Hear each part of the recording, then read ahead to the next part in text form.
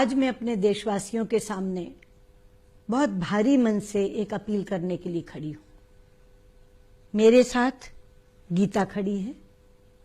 ये ना बोल सकती है ना सुन सकती है।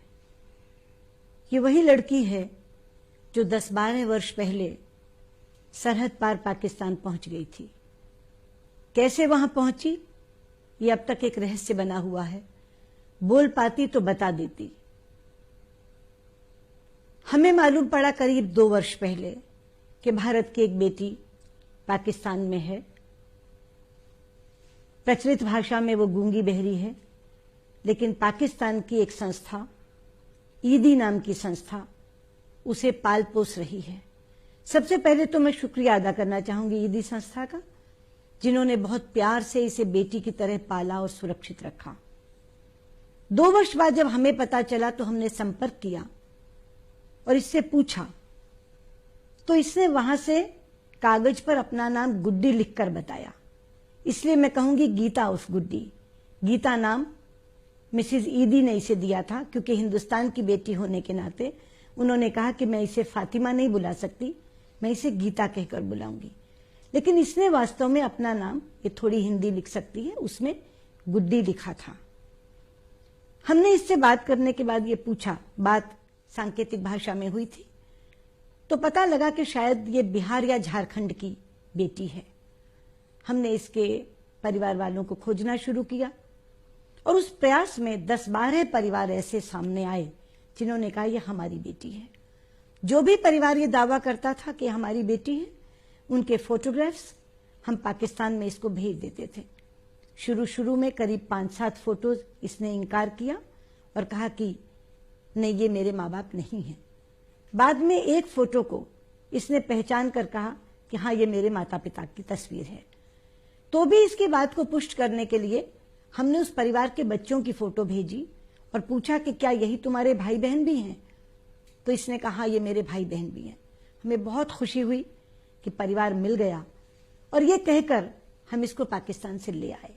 लेकिन दुर्भाग्य, हवाई अड्डे पर जब इसने उन लोगों को देखा तो कह दिया कि ना तो ये मेरे माता पिता हैं और ना मेरे भाई बहन हैं। उस समय एक दुविधा हमारे सामने आकर खड़ी हो गई, लेकिन तभी हमारा साथ दिया मूक बधिर संगठन इंदौर के संचालकों ने। एक बहुत प्रतिष्ठित संस्था है इंदौर की, 43 वर्ष पहले स्थापित हुई थी। उन्होंने हमसे कहा कि आप चिंता ना करें, माँ बाप नहीं मिले तो क्या, आप इसे हमारी संस्था में भेजें। 2 वर्ष पहले हमने गीता को उस संस्था में भेज दिया। वहां इसने सांकेतिक भाषा सीखी है, सिलाई कढ़ाई सीख रही है, कंप्यूटर पर भी काम करती है। लेकिन माँ बाप के ना मिलने की पीड़ा लगातार बढ़ती जा रही है। कभी कभी बहुत विचलित हो जाती है, बहुत रोने लगती है और जब जब मैं मिलती हूं तो शिकायत करती है कि किसी तरह से मैडम आप मेरे माँ बाप को ढूंढ दो। आज उसी के लिए अपील करने के लिए आपके सामने खड़ी हुई हूं। सबसे पहले मेरी अपील तो इसके माता पिता के लिए है। कृपया सामने आइए और अपनी बेटी को अपनाइए। मैं वादा करती हूं इस बेटी को आपके लिए बोझ नहीं बनने दूंगी। इसकी सारी जिम्मेदारी हम स्वयं वहन करेंगे, शादी की, पढ़ाई की। लेकिन आप आइए, आपकी बेटी तड़प रही है आपसे मिलने के लिए। कृपया आइए, इसे गले लगाइए। मैं दूसरी अपील इसके रिश्तेदारों से, जानकारों से करना चाहूंगी। अगर आपको मालूम है कि आपके पड़ोस में या आपके रिश्तेदारी में कोई परिवार ऐसा था जिनकी बच्ची न बोलती थी न सुनती थी और 10-12 वर्ष पहले खो गई थी, तो कृपया आप हमें उनका पता बताइए। ये एक पुण्याई का काम होगा। एक खोई हुई बेटी को अपने माँ बाप से मिलवाना, इससे बड़ा पुण्य का कार्य क्या हो सकता है।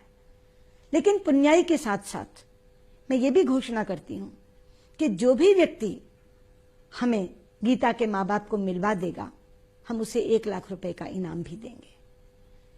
मेरी दूरदर्शन वालों से तो अपील है ही कि वो इस पूरी की पूरी बातचीत को 7 से 10 दिन तक लगातार पूरे देश में चलाएं।